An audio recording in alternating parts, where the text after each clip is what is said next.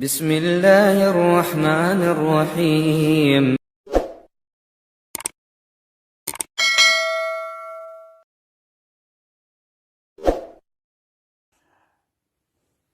بسم اللہ الرحمن الرحیم احمدہ ونصلی علی رسول الکریم اما بعد فاعوذ باللہ من الشیطان الرجیم بسم اللہ الرحمن الرحیم۔ آج میں آپ کے سامنے ایسا وظیفہ بتاؤں گا کہ رزق کے حوالے سے جتنے بھی حضرات پریشان ہیں رزق کی معاملات میں اس دور کے اندر، انشاءاللہ تعالیٰ وہ وظیفہ اس ترتیب کے ساتھ جو طریقہ کار میں بتاؤں گا بڑا خاص وظیفہ ہے، وہ انشاءاللہ تعالیٰ پڑھیں گے تو ان کے سارے مسئلے رزق کے معاملات حل ہو جائیں گے۔ اور اس کو پڑھنے کا جو طریقہ ہے وہ بھی انشاءاللہ میں آگے جا کے بتاؤں گا۔ سب سے پہلے آپ نے کیا کرنا ہے، کیا ترتیب رکھنی ہے کہ اپنے گھروں کے اندر ماحول کو تبدیل کریں۔ ماحول کیسے تبدیل ہوگا کہ جس گھر کے اندر نماز نہیں پڑھی جاتی، نمازوں کا اہتمام کیا جائے، اور گھر کے اندر قرآن کی تلاوت کی جائے، گھر کے اندر اپنا ماحول دینی کیا جائے۔ اور دینی ماحول کے اندر جب انسان رہتے ہوئے یہ ساری کی ساری چیزیں، سارے معاملات کرتا ہے تو اس میں بڑا فائدہ ہوتا ہے۔ تو جو حضرات یہ وظیفہ کرنا چاہ رہے ہیں ان کو میری اجازت ہے، وہ کر سکتے ہیں، مگر بات یہ ہے صرف اجازت ہی نہیں ہے، کیوں کہ آج کل کے حالات یہ ہیں، اس وجہ سے میں اجازت دے رہا ہوں کہ بہت سارے پریشان، بڑے سے بڑے مشکل میں لوگ پھنسے ہوتے ہیں اور میرے ساتھ رابطہ بھی کرتے ہیں۔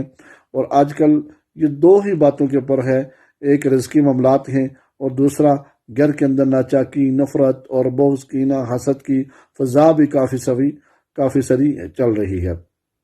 تو میرا بات کرنے کا مقصد یہ ہے کہ گھروں کے اندر ہمیں اپنے ماحول کو دیکھنا چاہیے کہ ہمارا ماحول کیسا ہے اور کس طرح ہے اور کیسا ہونا چاہیے۔ کیا یہ ہمارا ماحول جو ہمارا چل رہا ہے کیا بہتر ہے؟ کیا اس وجہ سے تو نہیں ہے کہ یہ پریشانیاں ہیں، ٹینشناں ہیں، اس وجہ سے ہیں؟ تو یہ نہ دین سے دوری ہے، اور دین کی دوری کی وجہ سے گھر کے اندر مسائل ہیں۔ تو دین کی دوری جو ہے اس کو کیا کرنا چاہیے کہ دین کے ساتھ وابستگی اور دین کے ساتھ اپنے آپ کو جوڑنا چاہیے۔ گھروں کا ماحول، گھر کے اندر وظائف، ذکر، اذکار اور نمازوں کی پابندی کرنی چاہیے۔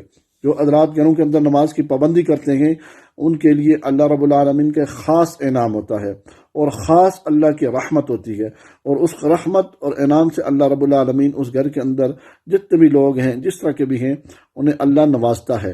تو اس لیے میں آپ سے یہ گزارش بھی کروں گا اور آپ کے سامنے یہ بات میں رکھنا چاہوں کہ یہ بات آپ ذہن کے اندر رکھ لیں کہ ہم نے اللہ کی طرف جانا ہے، ہم نے اللہ کی طرف جانا ہے۔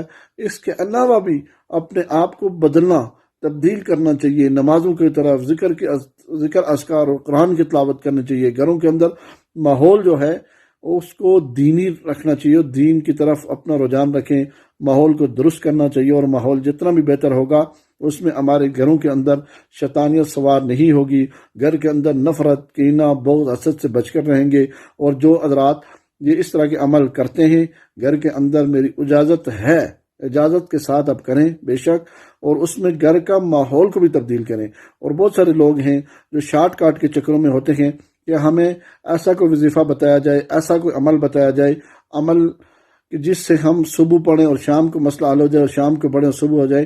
یہ ایسے نہیں ہو سکتا میرے پیارے بھائی، کہ مسئلہ یہ ہے کہ بہن کہ ہم نے جو کرنا ہے کیا ہے کہ اللہ کی طرف پہلے تو رجحان کرنا ہے۔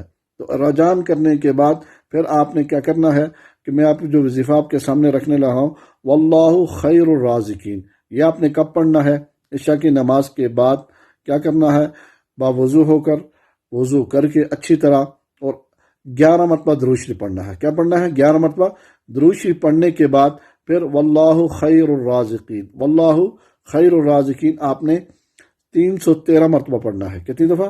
عشاء کی نماز کے بعد باوضو ہو کے قبلہ رخ ہونا ضروری ہے، وہاں قبلہ رخ ہو کے پڑھیں، اور واللہ خیر الرازقین 11 مرتبہ درود شریف اور 313 مرتبہ، اور اس کے بعد پھر 11 مرتبہ درود شریف پڑھ کے اب تھوڑی دیر وہاں بیٹھ کے پھر مراقبہ رزق کریں گے۔ مراقبہ رزق کیسے ہوتا ہے کہ اسی آیت کو آنکھیں بند کر کے، ٹھیک ہے، آنکھیں بند کرنے کے بعد اللہ کی طرف رجحان رکھ کے پڑھنے کے بجائے اس کو تصور میں رکھیں گے کہ میں اپنا رزق اللہ سے مانگ رہا ہوں اور اللہ مجھے اس آیت اور اس وظیفے کی برکت سے اللہ مجھے رزق دے رہا ہے۔ جب آپ یہ ترتیب انشاءاللہ تعالیٰ بنائیں گے اور کریں گے تو بہت سارا فائدہ ہوگا، اور اس فائدے کو آپ اپنی ترتیب کے ساتھ رکھنے کے بعد پھر آگے ساتھ ساتھ چلائیں گے، انشاءاللہ تعالیٰ فائدہ ہوگا۔